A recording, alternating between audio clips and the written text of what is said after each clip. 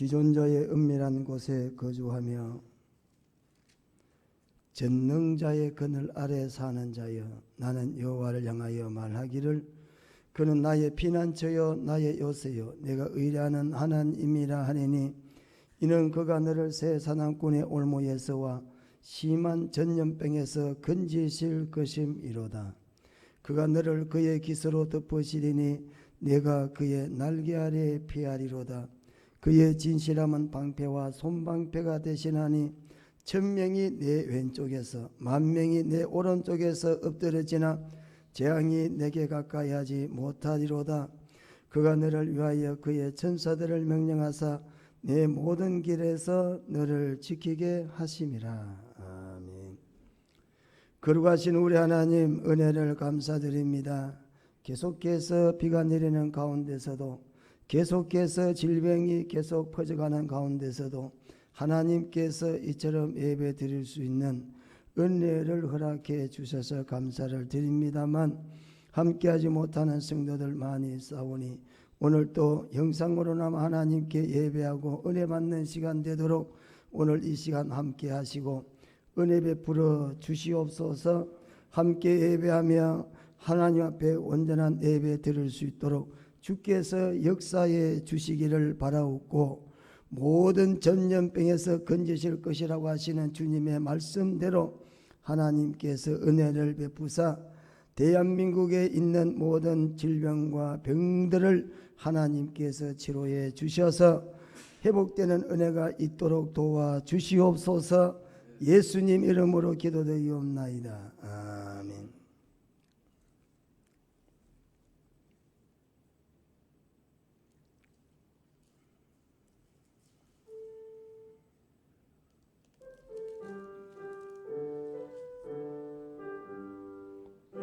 하며 경배하 영광의 주 하나님, 주 앞에서 우리 마음 피어나는 꽃 같아 죄와 슬픔 사라지 은신 구름같이 변함없는 기쁨에 밝은 빛을 주시네. 땅과 하늘 만물들 주의 솜씨 빛내고 별과 천사 노래소 끊임없이 더 높아 연과 숲과 삼가 골짜 들판이나 바다 모든 맘 주의 사랑 기뻐 찬양하여라. 우리 주는 사랑이요 복의 근원이시니 삶의 기쁜 샘이 되어 바다처럼 넘친다. 아버지의 사랑 안에 우리 모두 영예 서로 사랑하게 도와주시옵소서. 새벽별의 노래 따라 힘찬 찬송 부르니 주의 살 줄이 되어 한맘 되게 하시네. 노래하며 행진하여 싸움에서 이기고 성전각 높이 불러 주께 영광 돌리세. 아멘.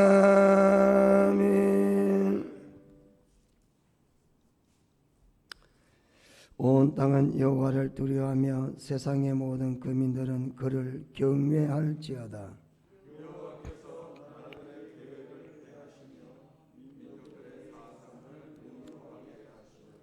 여호와의 계획은 영원히 서고 그의 생각은 대대에 이르리로다.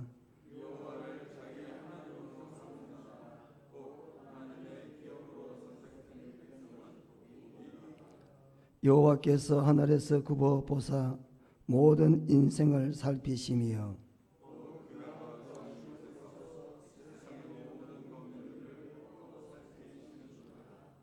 많은 군대로 구원 얻은 왕이 없으며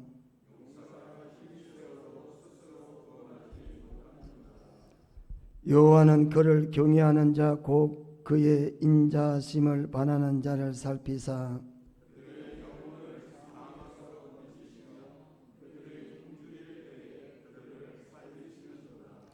우리 영혼이 여호와를 바라며 그는 우리의 도움과 방패시로다.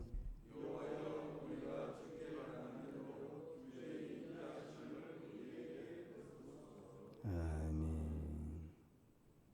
다 같이 신앙 고백하겠습니다.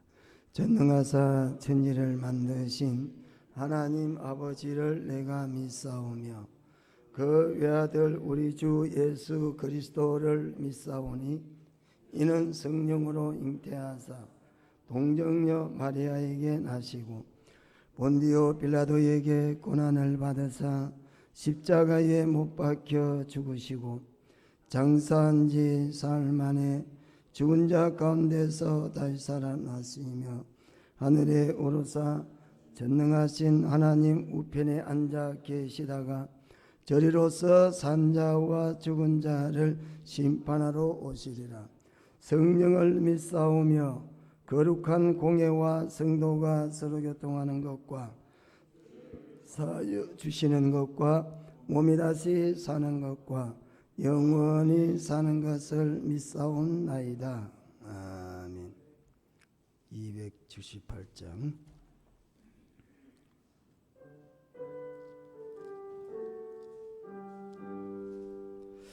여러의 동주 떠나 세상 연락을 즐기고 저 흉악한 죄에 빠져서 그 은혜를 잊었네. 오 사랑의 예수님 내 맘을 건넵니다. 곧 들어와 나와 함께하며 내 생명이 되소서. 죄악에 죽을 인생을 심히 불쌍히 여기사 저 하늘의 영광 버리고 이 세상에 오셨네. 사랑의 예수님 내 맘을 건넵니다. 곧 들어와 나와 함께하며 내 생명이 되소서. 홍포를 입은 구주는 가시면류관 쓰시고 저 십자가 높이 달리사 그 아픔을 참았네.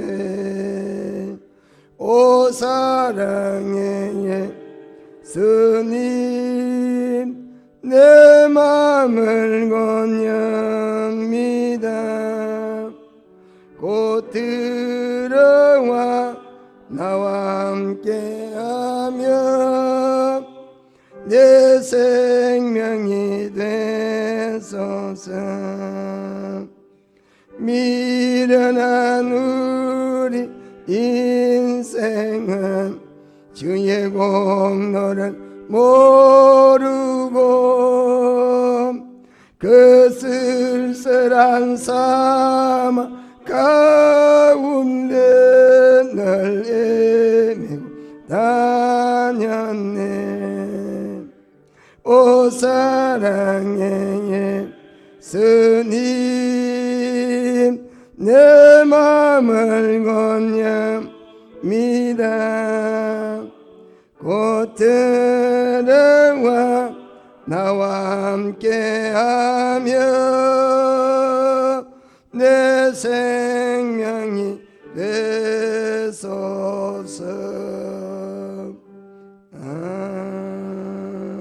아멘. 기도드리겠습니다. 전능하사 천지를 만드신 우리 하나님 아버지, 이 시간 우리의 모두는 주의를 지키고 하나님 앞에 나와 우리의 이 모든 마음과 또한 우리의 몸과 또 우리의 힘과 정성을 다해서 우리 하나님 앞에 예배드립니다.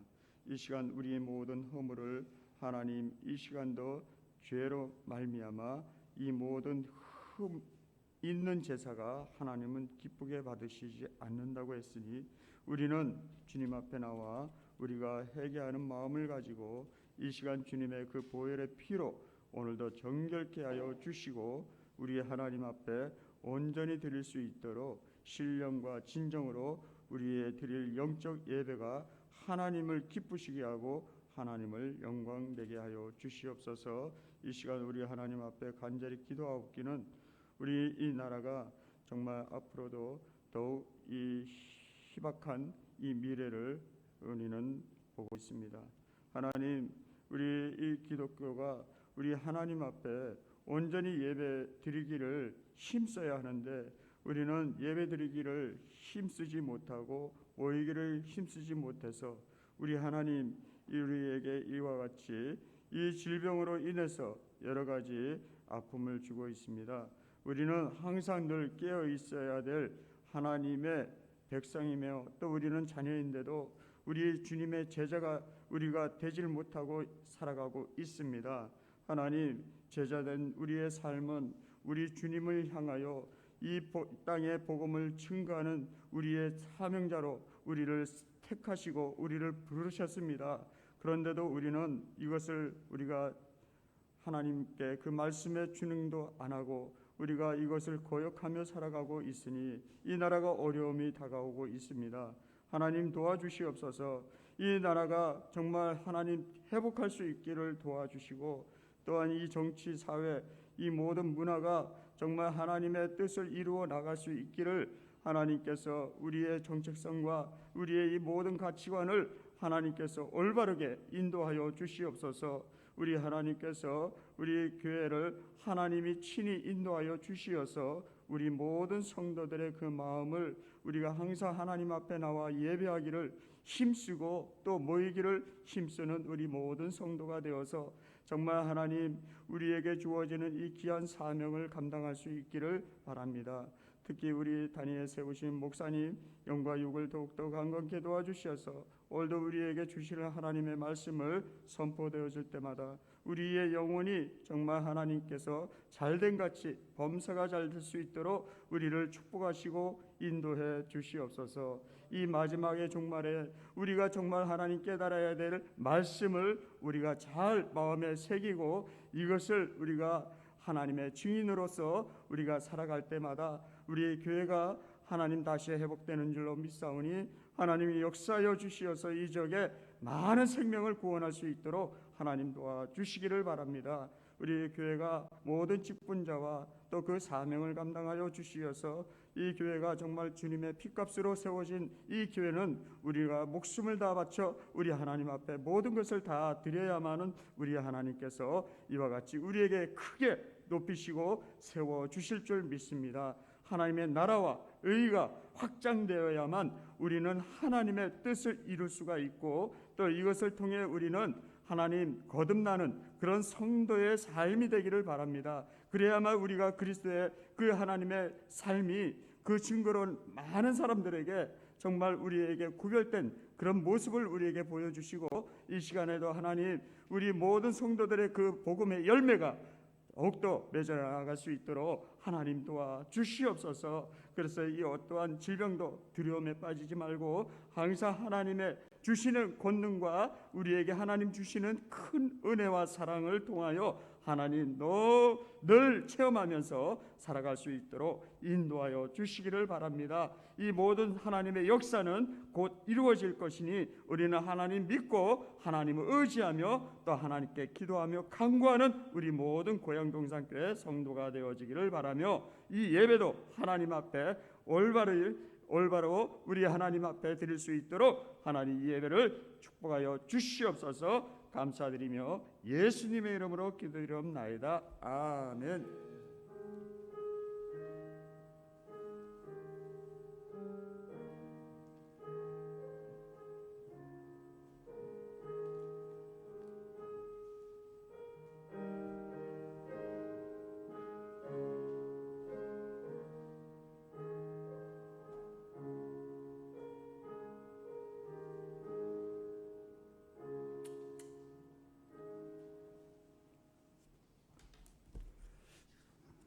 하나님 말씀은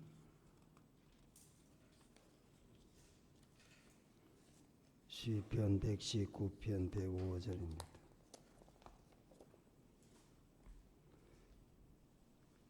하나님 말씀은 시편 119편 105절 제가 봉독해 드리겠습니다. 주의 말씀은 내 발의 등이요 내 길의 빛이니이다. 아멘. 찬양이 있습니까? 없습니까? 네.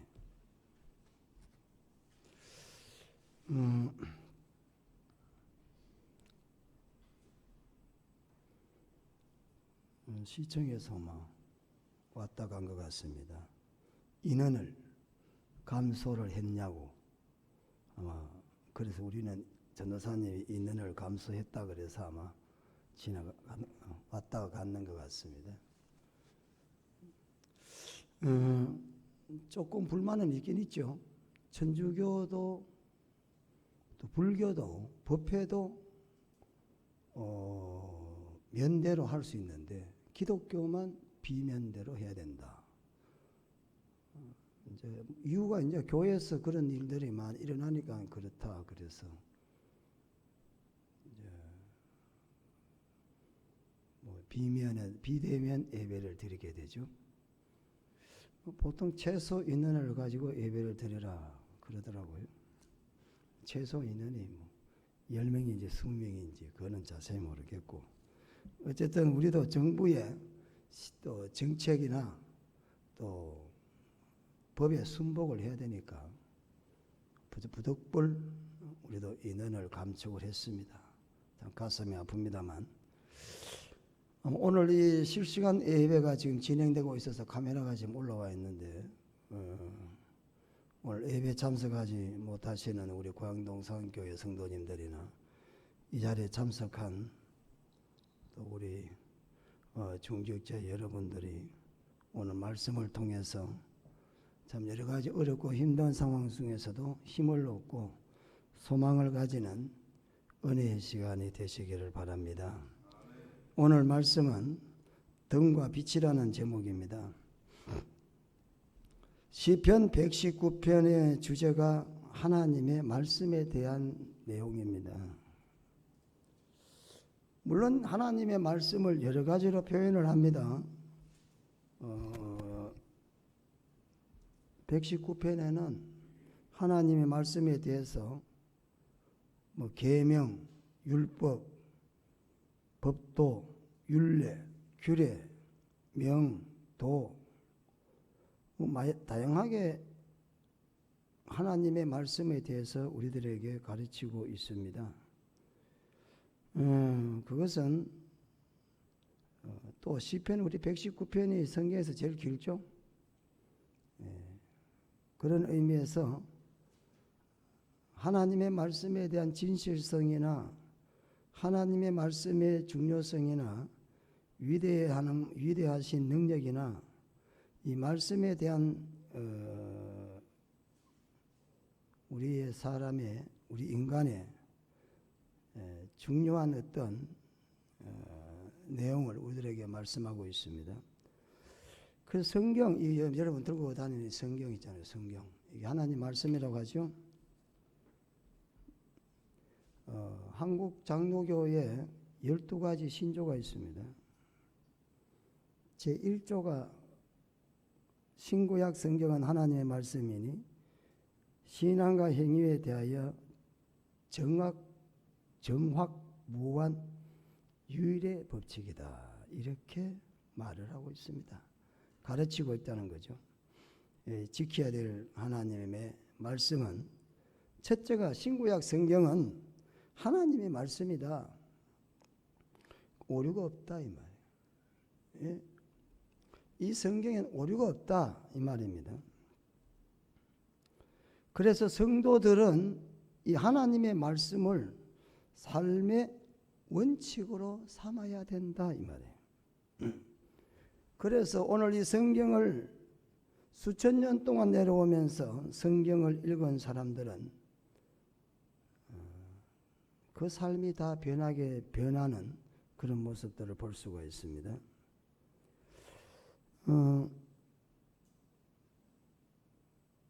신구약 성경을 통해서 하나님께서 우리들에게 인생의 바른 길은 무엇인가를 우리들에게 가르쳐 주고 있습니다.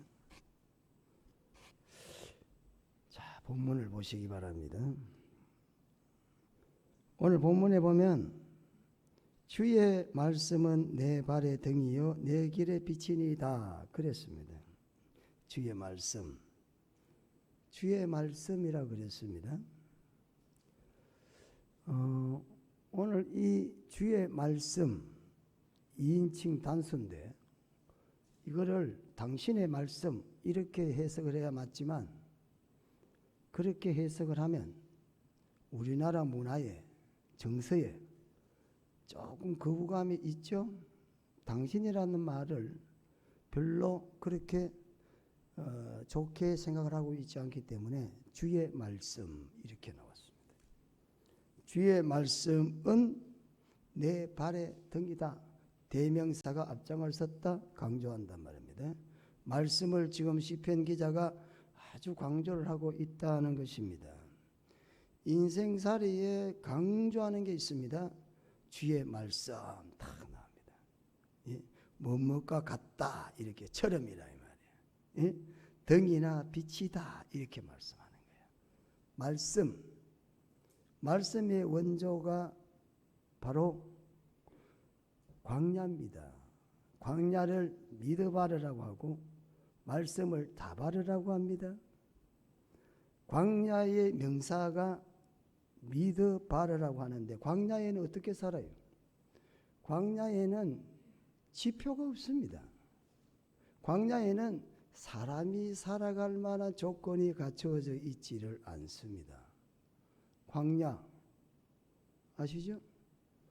40일 동안 금식기도 하고 마귀의 시험을 받고 이스라엘이 광야길을 40년 동안 가고 척박하고 황량하고 사람이 살아갈 수 없는 그런 것을 우리는 광야라고 하는데 이 광야에서 나온 말이 다바르야. 말씀이다 이 말이야. 광야는 누구의 말만 들어야 돼요? 하나님 말씀 들어야 되는 곳이다. 예? 광야에서 하나님 말씀을 들을 수 있는 것도 또한 유의야. 그렇죠? 광야에서 하나님 말씀을 듣고 광야에서 하나님이 하시는 말씀대로 가야 살 길이 있다. 그래서 말씀이라는 이 말이 바로 광야에서 왔다 이 말입니다. 그래서 광야라는 미드바라라는 명사에서 다바르라는 말씀의 동사가 나왔다 이 말입니다. 우리 인생의 여정을 일명 광야로 비유를 하죠. 이처럼 광야는 우리 하나님의 말씀을 듣는 곳이고 들어야만 그 길을 제대로 갈 수 있다라는 사실입니다. 이사야 55장 10절에서 11절의 말씀을 보면 비나 눈이 하늘에서 내려 빈손으로 다시 돌아가는 것이 아니라 토지를 적시어 싹이 나게 하고 열매를 맺게 하여 파종하는 자에게 종자를 주어 먹는 자에게 양식을 줌과 같이 하나님의 입에서 나가는 말씀을 다바르라고 합니다. 결코 헛되이 돌아오지 않고 하나님의 뜻을 이루며 명하여 보낸 일에 형통하게 됐다. 성경 이렇게 이사야 55장에서 말합니다. 사람의 말은 공허한 게 많습니다. 사람이 하는 말은 헛된 말들이 많지만 하나님의 말씀 다바르는 반드시 뭐를 가지고 있습니까? 능력을 가지고 있기 때문에 이루어진다 이 말입니다. 한번 하나님이 하시는 말씀은 반드시 뭐가 됩니까? 성취가 된다. 그 말씀의 강조가 성취라 이 말입니다. 성취. 반드시 성취가 된다. 그래서 말씀 다바르는 단순히 말로 끝나는 게 아니라 아무르라는 것, 보통 일반 말은 아무르예요. 히브리어 말에 대한 두 가지가 있는데 그냥 말하는 거예요 이렇게. 근데 오늘 이 말씀은 그 말이 아니에요. 이 다바르라는 것은 반드시 뭘 합니까? 말로 끝나는 게 아니야. 반드시 말했다면 그 말은 반드시 성취가 된다. 예를 들어서 사장이 그 전에 권한을 가지고 힘을 가지고 밑에 사람에게 지시한다. 그러면 결과물이 있어요 없어요? 있잖아요. 결과물 나타나게 되어 있습니다. 그와 같다는 겁니다. 예? 다바르는 하나님 말씀한다. 이 말하는 행위뿐이 아니라 그 말로 인해서 반드시 실행이 되고 열매를 맺는 모든 결과까지라도 인칭하는 말이다 이 말이에요. 예? 이렇게 본다면 하나님의 말씀은 결과와 등식이 같다 이 말이에요. 예? 뭐 1 더하기 1은 2다 이렇게 말해요. 1 더하기 1은 뭐요? 초등학교만 와도 알잖아요. 1 더하기 1은 얼마? 2다 이 말이야. 하나님 말씀은 성취다 이 말이야. 하나님 말씀과 성취를 떼을 수가 없다는 거야. 같다는 거야. 오늘 이걸 지금 여기서 그러니까 뭐가 같다? 주의 말씀은 등과 빛과 같다 이렇게 말하는 거죠. 지금 시편 기자가 오늘 105절에서 우리들에게 말씀하고자 하시는 말씀은 성취를 강조하고 있다 이 말입니다. 반드시 하나님의 말씀, 이 성경에 있는 말씀은요 반드시 이루어집니다. 그래서 주의 말씀 대명사가 앞장을 쓰고 있는 거야. 예? 말씀은 뭐한다? 반드시 이루어진다. 그래서 말과 성취는 뭐요? 등식이 같다 이 말이에요. 말이 곧 일이고 일이 말을 혹은 지시함으로 뭐가 이루어집니까? 반드시 결과가 이루어진다. 예를 들어서 빛이 있어라. 빛이 생겼잖아요. 예? 여러분 빛이 있어라. 예? 하나님이 다바로 하시니 결과가 어떻게 해요? 빛이 생겼다 이 말이에요. 예? 말이고 결과야. 예를 들어서 나사로야 불렀습니다. 말했어요. 근데 어떻게 됐어요? 여러분이 나사로 부르면 나오겠어요? 벽제에 수많은 분들이 지금 실려 들어오는데 이름 부른다고 나오겠어요? 하나님은 그렇지 않아요. 나사로야 나오라. 그랬더니 어떻게 됐어요? 펄떡 일어났잖아요. 나왔잖아. 말을 했더니만 일어났어. 소녀야 일어나라. 그렇잖아요. 죽었던 소녀가 어떻게 됐어요? 일어났잖아요. 예? 하나님의 말씀은 이와 같다. 말과 성취는 같은 등식을 가지고 있다라는 것입니다. 3일이 지났는데도 예수님이 말씀하시니 뜨벅뜨벅 무덤에서 걸어 나왔다 이 말입니다. 풍랑 잠잠해졌죠? 그래요 안 그래요? 예?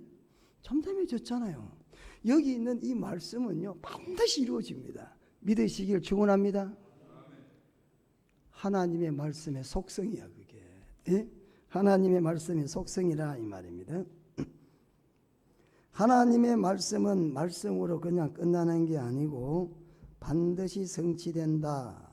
사무엘 선지자는 하나님의 말씀을 붙잡았는데 사무엘상 3장 19절에 사무엘이 자라매 여호와께서 그와 함께 계셔서 그 말이 하나도 땅에 떨어지지 않게 하시니 그랬습니다. 말씀을 굳게 믿고 그리고 말씀을 굳게 붙잡는 사람에게는 그 말씀이 하나도 땅에 떨어지지 않게 하시는 하나님. 땅에 안 떨어지면 어떻게 한다고요? 열매를 맺게 한다는 거야. 응답해 주시겠다는 겁니다. 이루어 주시겠다는 겁니다. 여러분, 시몬 베드로라는 사람은 갈릴리 호숫가의 어부입니다. 어느 날 예수님이 바다에 그물을 던져라. 이거 이해가 되십니까? 예? 이해가 안 되잖아요. 예수님 누구요? 목수 아들 아닙니까? 예? 아니, 목수의 아들이 고기 잡는데 잔뼈가 굵은 베드로에게, 그것도 젊은 청년이 말이야. 베드로는 결혼했으니까 나이도 많을 거 아닙니까? 그런데 뭐라고요? 그물 던져봐. 무슨 소리 하냐고 지금. 목사가 그렇게 하지 마세요. 하나님 기뻐하지 않습니다. 가면 어떻게 되겠어요? 예? 대부분의 부부들은 코드선도 안 쳐요. 아이고 뭘 그래? 예? 아니 목사가 뭘 한다고? 예? 마치 그와 같은 거 아닙니까? 그거 쩌네요. 자기는 뭐 주의 일만 하고 하나님 말씀을 전하는 사람이지 세상 일을 어떻게 하랴? 아니 목사가 지금 세상 일을 지금 하고 합니까? 하나님 말씀을 가르치는 거지. 하나님의 말씀을 하는 거예요 지금. 그러면 안 돼요. 그거 물장사하지 마세요. 물장사해가지고 될 게 뭐가 되겠어요? 주일 성수 꼭 하세요. 주일 성수 안 해가지고 될 게 되겠어요? 그 뭡니까 이게? 자기는 뭐 알지도 못하면서. 만약 베드로가 그렇게 생각했다면 어떻게 됐겠어요? 어떻게 됐겠어요? 근데 베드로 어떻게 했어요? 비록 내 생각은 맞지 않지만 예수님의 말씀대로 어떻게 했어요? 그물을 던졌다 그랬습니다. 예? 마침내 이 사람은 사람을 낚는 어부가 됐다 이 말입니다. 이 세상에서 하나님의 말씀에 순종해가지고 손해본 사람은 한 사람도 없습니다. 예수님이 배를 빌려달라고 했을 때는 애라고 순종했더니만 그 배에서 예수님께서 말씀을 전하시는 그런 일도 있었습니다. 배를 조금 띄우라고 하시면서 그물을 던져라 그때 순종했더니만 또 거기서 자기 배만 채운 게 아니라 옆에 사람 배까지 가득 채웠어요. 그래서 하나님의 말씀은 반드시 성취가 된다. 그래서 말씀과 성취는 같은 것이다. 사람은 그렇지 않지만 하나님 말씀은 반드시 이루어진다는 겁니다. 출애굽기 4장 28절에 모세가 여호와께서 자기에게 부탁하여 보내신 모든 말씀과 여호와께서 자기에게 명하신 모든 이적을 아론에게 고하니라 그랬습니다. 예? 오늘 그 출애굽기 4장 28절에 첫째 말씀 나옵니다. 보내신 모든 말씀, 보내신 모든 다바르 이 말이에요. 보내신 모든 말씀 그리고 명하신 모든 이적, 명했다는 게 뭐예요? 다바르라 그랬죠. 여러분, 예를 들어서 우리가 이적을 행하고 난 이적을 말씀을 하는 게 먼저입니까? 이적을 행하는 게 먼저입니까? 일반적으로 말씀을 하고 이적이 행해지잖아요. 그런데 출애굽기 4장 28절에는 보내신 말씀이 먼저 가버렸어. 말씀이 먼저 갔어요. 그리고 난 다음에 기적이 일어났어요. 에? 우리가 출애굽기 4장 28절에 순리적으로 보면은 어떻게 됐습니까? 너 일어나. 이렇게 해서 일어나야 되는 거 아닙니까? 말씀이 선포되니까 성취가 일어났잖아요. 그런데 출애굽기 4장 28절에 뭐라고 보내신 모든 말씀, 보내신 모든 다바르 이렇게 했단 말이에요. 다바르 모든 이적 이랬단 말이에요. 그렇게 말씀은 갔어 벌써. 갔는데 이적이 뒤따라와. 예? 반드시 보내는 말씀이든 오는 앞선 말씀이든 말씀 속에는 반드시 뭐가 있습니까? 성취가 들어있다는 거야. 우리들에게. 예? 그래서 명하신 말씀을 명했다, 보냈다, 그런 건 곧 이적이 나타났다. 예? 우리가 순리적으로 볼 때는 어순이 안 맞는 것 같지만, 그러나 간 말씀이든 오는 말씀이든 말씀 속에는 반드시 뭡니까? 이적이 있다. 예? 하나님의 하신 말씀대로 반드시 이루어진다라는 사실입니다.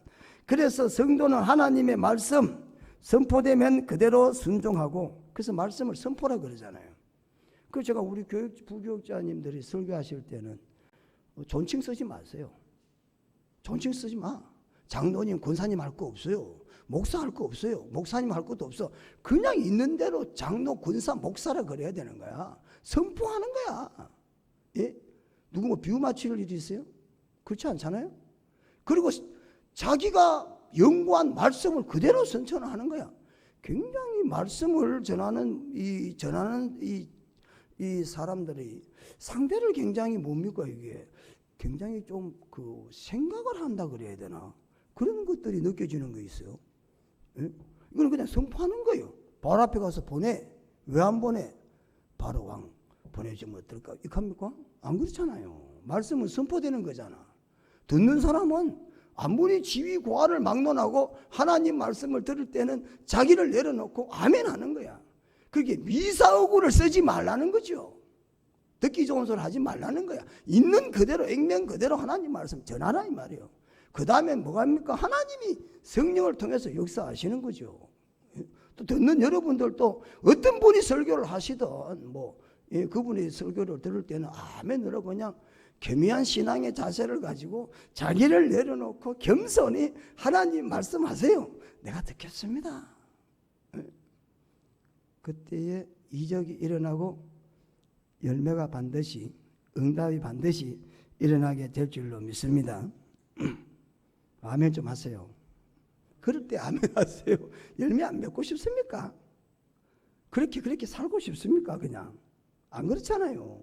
믿는 사람이 하나님의 말씀을 순종했다면 우리도 한번 아브람같이 한번 살자 이 말이에요. 왜 못 삽니까? 예? 반드시 이루어진다.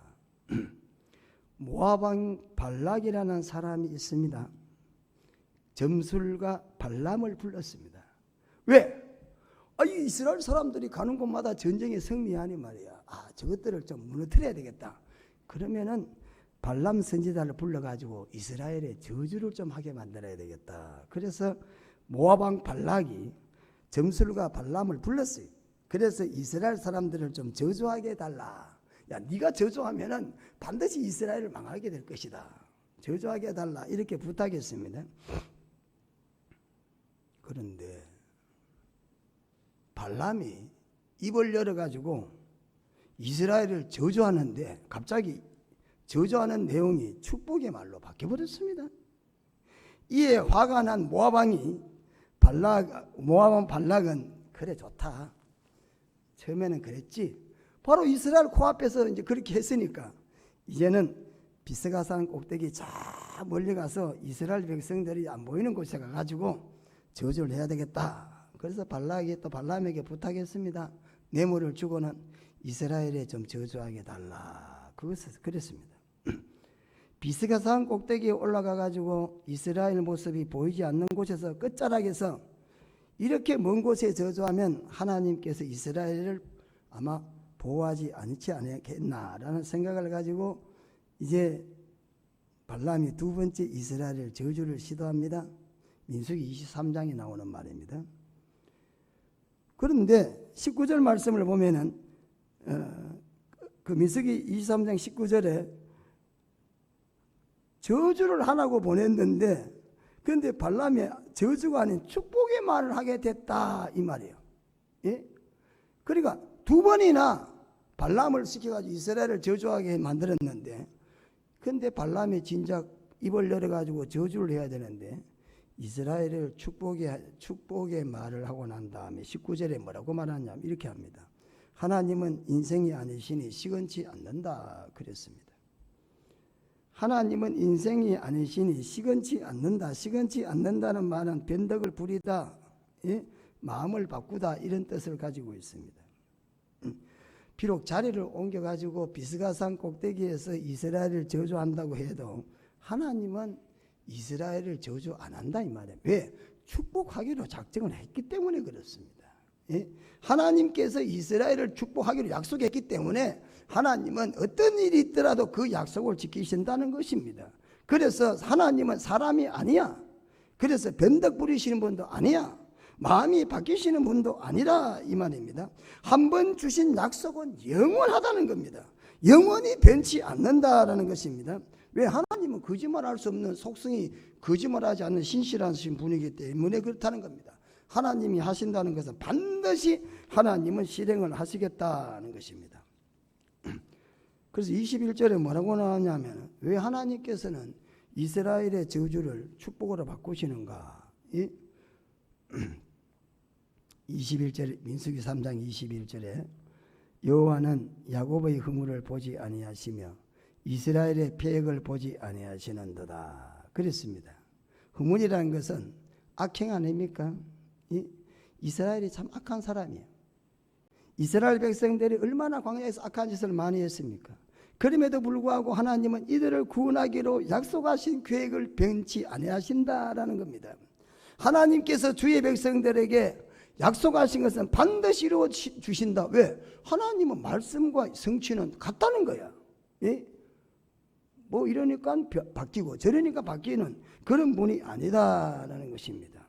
비록 우리가 수많은 허물을 가지고 있다 할지라도 하나님께서 예수 믿는 사람들에게는 어떤 죄도 다 용서하신다라는 것입니다. 그래서 하나님 말씀과 성취는 같은 등식을 가지고 있기 때문에 주의 백성들은 주님의 말씀에 순종해야만 승리할 수가 있고 인생을 성공할 수 있다는 말씀이 되겠습니다. 사랑하는 성도 여러분, 이스라엘 사람들이 하나님 말씀에 불순종해서 역사적으로 얼마나 많은 고난의 세월을 겪은 것은 우리는 성경을 통해서 너무나 잘 알고 있습니다.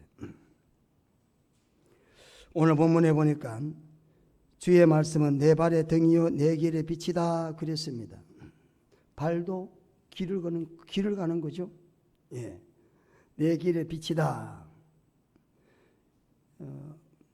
길에는 네 종류가 있습니다. 우리가 시편 1편에 나오면 복 있는 사람은 악인의 길을 따르지 아니하고 그랬습니다. 그래 악인의 길 그 길 나왔죠? 예. 악인의 길 그거는 왕도라고 하는 겁니다. 왕이 가는 길입니다. 그래서 악인의 길 왕이 가는 길이라도 그 길을 악형 길이면 가면 안 된다 이 말이에요. 예? 근데 오늘 본문에 나오는 내 길의 빛이다. 그럼 이 길은 어떤 길인가? 길이 종류가 많잖아요. 예? 그렇죠? 또 범사의 그를 인정하라. 그리하면 내 길을 인도하시리라 그랬어요. 범사의 그를 인정하라. 그리하면 내 길을 인도한다. 그 길은 포장이 잘 된 길이라고 합니다. 길도 포장 잘 돼가지고 편편하게 잘 갈 수 있는 길이 있잖아요. 또 우리를 의의 길로 인도하시리로다 시편 23편에 나오죠.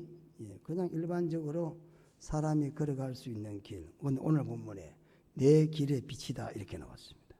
오늘 그럼 이 길은 어떤 길이냐면 아주 좁고 험난한 길. 그래서 나티브라는 단어를 쓰고 있습니다. 그냥 술술술 갈 수 있는 길이 아니라는 것입니다.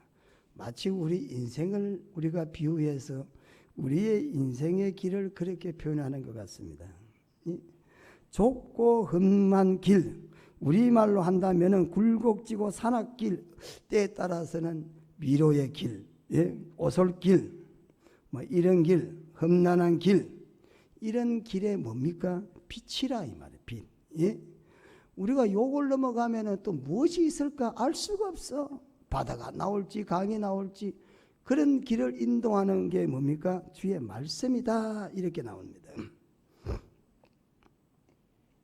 그런 의미에서 인생의 길을 선택하고 걸어가는 광야의 여정 가운데 주의 말씀, 오솔길 가는 험난한 길을 가는 인생길에 빛이 없어서는 절대 안 되는 빛이란 필수 요소가 된다는 것입니다. 한 치 앞도 내다볼 수 없는 우리의 인생살이에서 어떤 길을 선택할 때 어떤 일이 벌어질지 100% 예측을 하고 가는 사람은 아무도 없습니다. 결과는 아무도 모릅니다. 이 일은 반드시 이루어질 것이다. 이 길을 가면 반드시 잘 될 것이다. 웬걸 인생의 문제가 반드시 생기게 되어 있습니다. 하나를 넘으면 또 생기게 되어 있습니다. 또 넘으면 또 생기게 되어 있습니다. 제가 언젠가 길을 가보니까 강원도 정선 있잖아요. 정선 사도세자 아시죠? 예? 강원도 길들은 대부분 다 이 굴곡졌습니다. 이 밤에 가는데 걸어가는데 요건 넘으면 반드시 동네가 있을 것이다. 동네 가야 쉴 거 아닙니까? 한참 뭐 전도하러 쫓아다녔으니까 웬걸 가고 한 곡에 딱 넣으면 또 길이 산이야. 또 가면 또 산이야. 훗날 제가 그 정선 사도세자의 정선을 내가 차 타고 지나가면서 과거에 내가 걸어갔던 그 길을 한번 가봤어요. 제가 참 밤중에 이 길을 걸어갔는데 강원도 길은요 한 곱이 넘으면 또 산이야. 또 넘으면 또 산이야. 또 넘으면 또 산이야. 예? 야 진짜 그래서 강원도는 참 산도 많구나. 예? 인생이 그런 거 아닙니까? 우리가 누가 자기 인생을 예측하고 가는 사람 누가 있습니까? 우리 앞에 놓여 있는 길은 짙은 흑암과 같아서 아무리 예측한다 할지라도 우리는 반드시 알 수 없는 길을 간다라는 사실입니다. 그래서 주의 말씀은 우리의 발걸음을 한 발 한 발 디딜 때마다 비춰주는 등불과 같다. 뭐 상징적으로 말하는 거죠. 그만큼 뭡니까? 예? 굴곡진 인생의 길을 캄캄한 밤길 그 길을 가는 사람에게 등불이 되는 말씀의 인도가 중요하다 이 말이에요. 중요하다는 거예요. 절대 필수 요소다 이 말이에요. 필수 요소가 없으면 제대로 자랄 수가 없다 이 말이에요. 예? 뭐가 되겠어요? 예? 필수 요소가 없으면 뭐가 되겠어요? 아무것도 안 되죠. 예. 등불과 같다. 오늘 이 시간에 여러분들이 참으로 헛되지 않고 후회하지 않는 축복된 인생의 삶을 살기를 원하시면 반드시 하나님의 말씀, 주의 말씀을 여러분 발 앞에 비추어 갈 수 있어야 된다라는 사실입니다. 매일 매순간 하나님의 빛을 발 앞에 두어야만 우리의 미래가 형통하다라는 말씀입니다. 오늘날 많은 그리스도인들이 말씀을 들을 때 아멘합니다.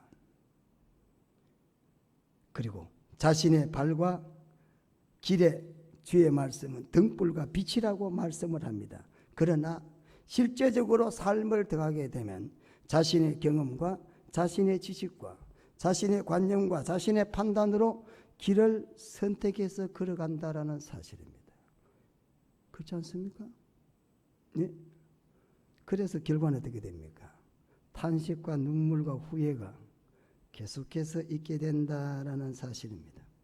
오늘 이 자리에 참여한 고향동산교회 성도 여러분 어떻습니까? 여러분들은 앞길을 선택할 때 참으로 주의 말씀을 따라하고 계십니까? 여러분이 어떤 인생의 걸음을 걸어갈 때 하나님의 말씀을 먼저 순종해 가고 계십니까? 아니면 주위 환경과 나의 상황과 다른 사람의 말을 먼저 고려하고 있지는 않습니까? 참으로 내 발에 하나님 주의 말씀은 등이요 등불이요 내 길의 빛이다. 이렇게 깊이 생각하고 그대로 순종하고 계십니까?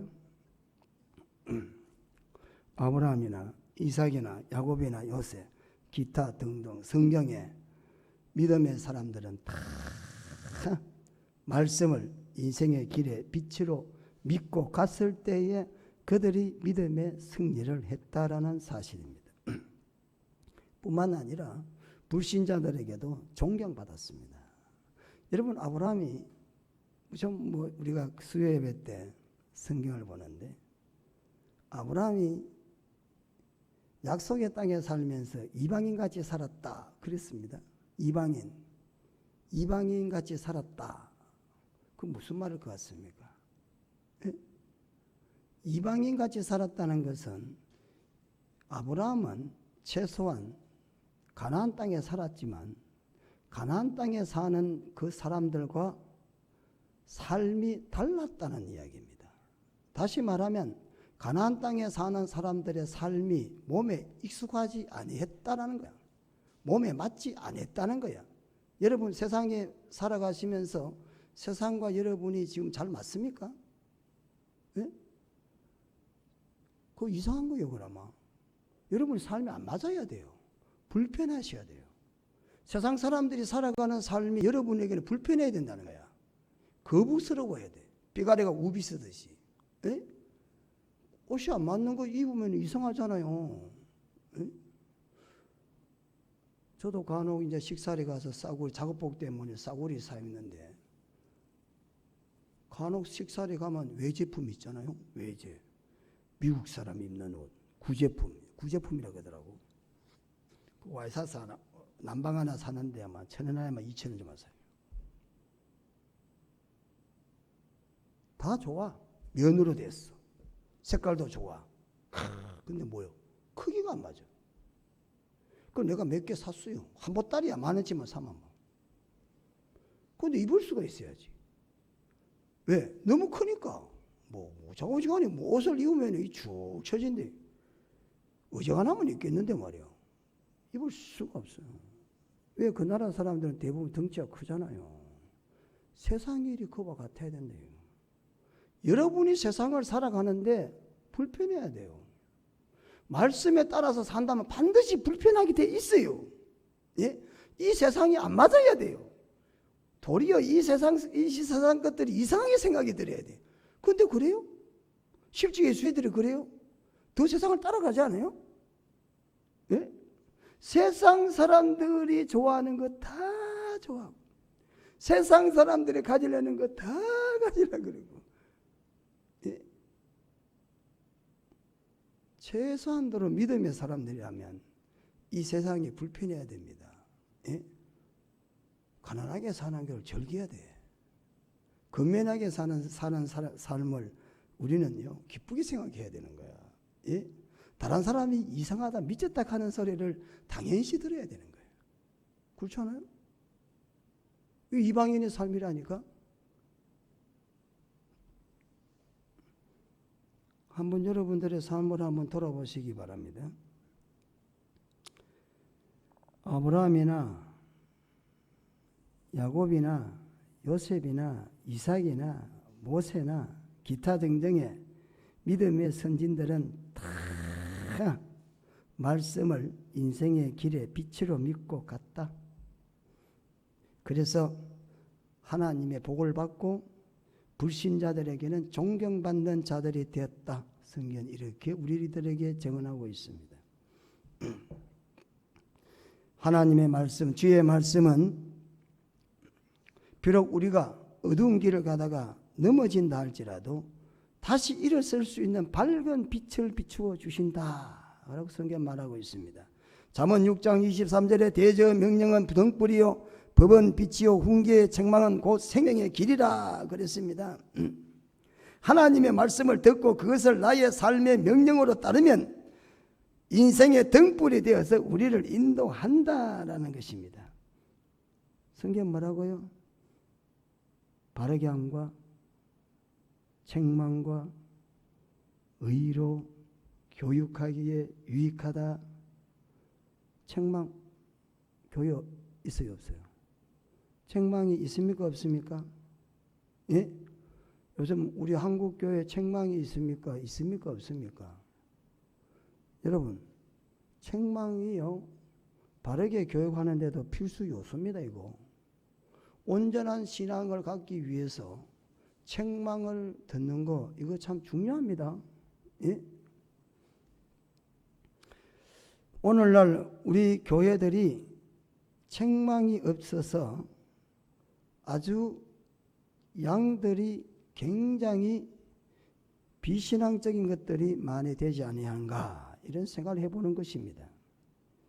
어떤 장로님이 이북에서 비난을 올 때 귀중한 보물이라고 하면서 포장을 잘 해서 가방에 넣어서 월남을 했습니다. 그래서 그 부인 권사님이 도대체 그 뭘 가지고 오냐고.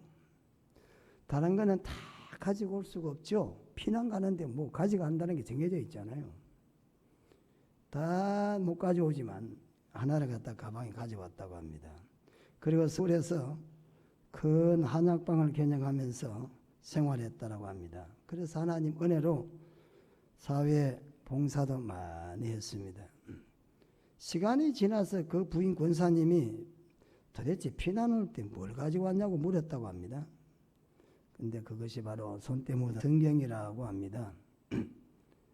맨손으로 남한에 와서 이렇게 하나님 은혜 가운데 살고 남을 도울 수 있게 살 수 있었던 것은 하나님 말씀대로 살았기 때문이라고 그분은 그렇게 간증을 했다는 것입니다. 하나님의 말씀대로 믿고 말씀대로 살았더니 삶의 능력이 나타나게 되었다. 이렇게 그분은 강조를 한다는 것입니다. 여러분, 성경이 삶의 표준이라는 말씀입니다.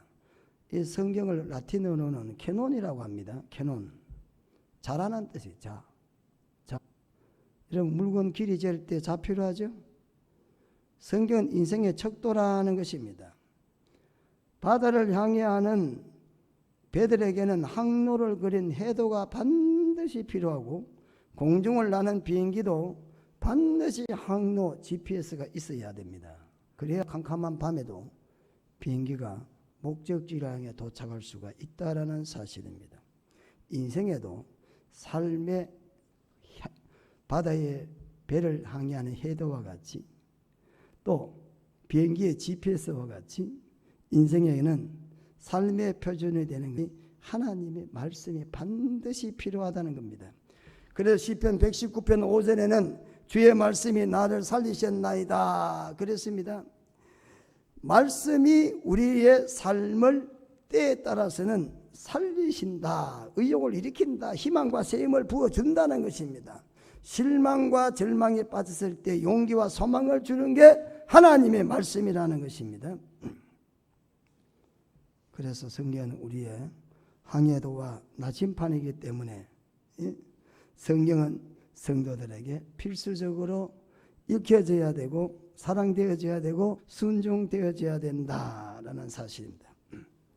하나님의 말씀 성경은 모든 사람에게 참 지혜와 명철을 주는 말씀이라고 시편 119편 66절에 내가 주의 계명을 믿었사오니 명철과 지식을 내게 가르치소서 그랬습니다. 하나님의 말씀 속에서 지혜와 지식을 찾을 수가 있는 것입니다. 그래서 역사적으로 위대한 사상을 담았든지 예술가든지 문학가든지 아니면 과학자든지 대다수의 사람들은 다 이 성경의 영향을 받은 사람들입니다. 한번 여러분 연구해 보세요. 성경의 영향을 받지 않고 위대한 사람이 된 사람이 있는지 없어요. 예? 여러분 인도 간디 이 사람도 사실 우리와는 종교가 다르지 않습니까? 그런데도 그 사람은 그렇게 성경을 애독을 했다라고 합니다. 그래서 동네가 가면은 이 간디가 어느 동네든지 가면은 사람들이 간디에게 좀 좋은 말씀을 해주세요 라고 하면은 그때는 이 사람이 가지고 있던 성경을 찢어서 산상보원에 있는 하나님 말씀 찢어가지면서 이거 사십시오. 책 살 걸 여력이 안 되니까. 비록 사상에 다르더라도 성경을 많이 읽고 성경을 사랑하는 사람들이 세상의 위대한 사상가가 되고 그리고 세상에 영향력을 입히는 사람들이 됐다라는 사실입니다. 또 성경을 사랑하고 하나님의 말씀을 사랑하는 게 곧 성도에게는 하나님을 사랑하는 길이다. 예? 오늘 시편 119편 105절 우리가 너무나 잘 아는 말씀이 되겠습니다.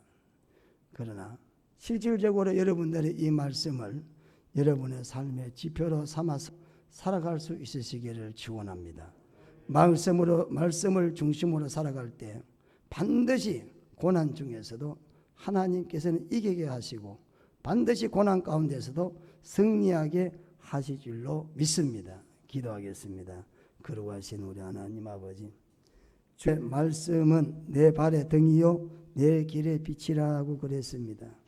하나님, 우리 인생은 미지의 세계를 매 순간 걸어가고 있습니다.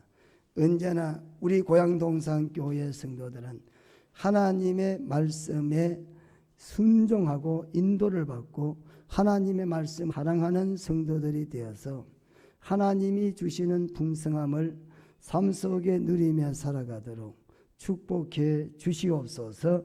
예수님 이름으로 기도드리옵나이다. 아멘. 찬송가 202장입니다.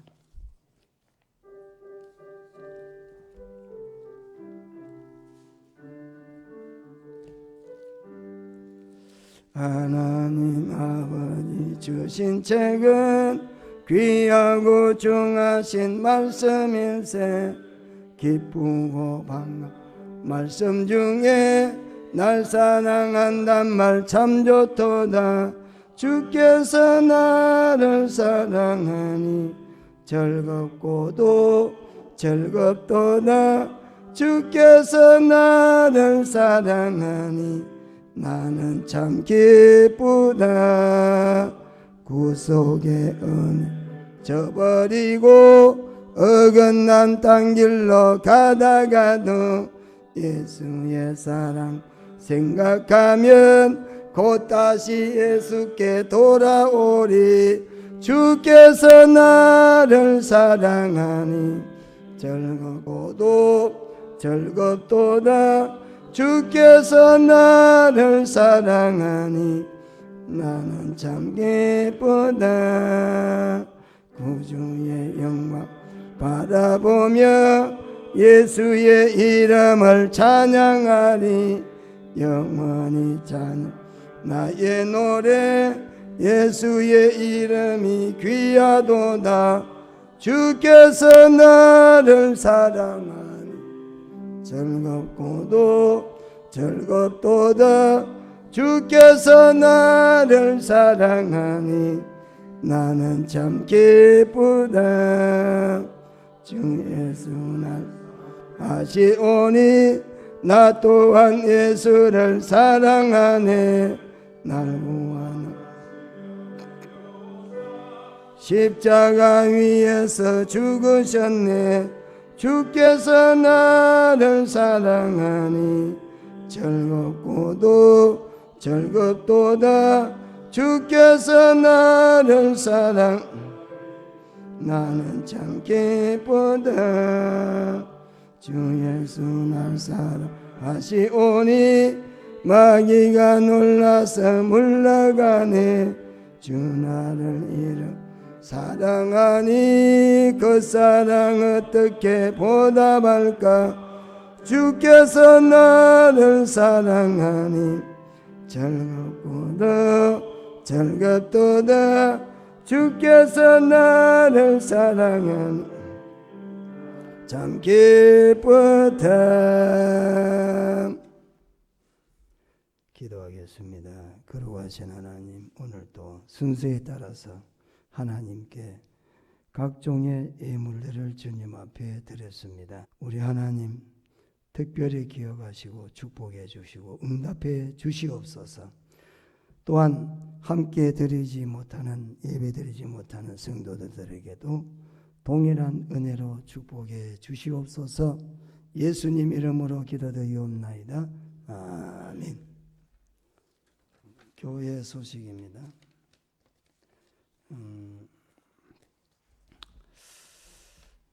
2단계 격상이 되었다 그래서 이번 주부터 다음 주까지, 다음 주가 뭐 또 끝날란지 그거는 뭐 잘 모르겠고요.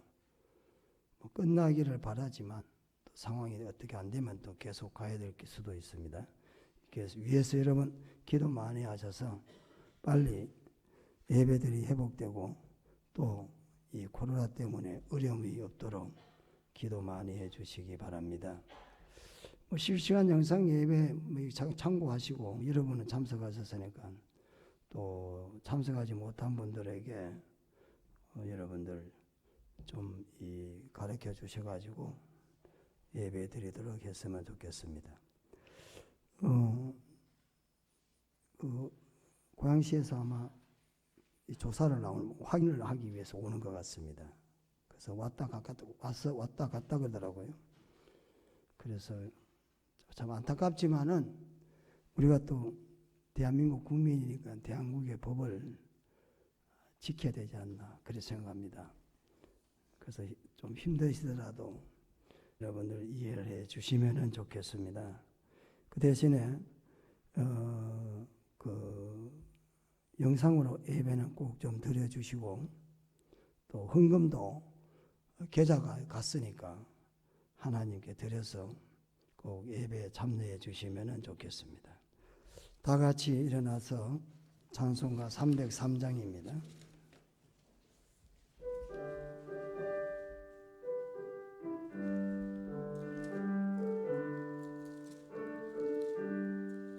날 위하여 십자가에 주는 고통 받으사 대신 죽은 주 예수의 사랑하신 은혜여 보배로운 피를 흘려 영영 죽을 죄에서 구속함을 받은 우리 어찌 찬양 안 할까. 예수 안에 있는 우리 한량없이 즐겁고 주 성령의 위로함이 마음속에 차도다. 천국의 목소리 같은 은혜로운 그 말씀 끊임없이 듣는 우리 어찌 찬양 안 할까. 이 세상의 모진 풍파 쉬지 않고 부르도 니만의 보호받는 우리 마음 편하다. 늘 깨어서 기도하고 저 천국을 바라며 주님을 기다리니 찬양 안 할까. 이제는 선한 목자장이 되시는 우리 주 예수 그리스도의 은혜와 하나님 우리 아버지의 크신 사랑과 성령의 위로교통 충만하심이 예배드린 모든 성도들 머리 위에 이제로부터 영원 무궁토록 함께 있을지어다. 아멘.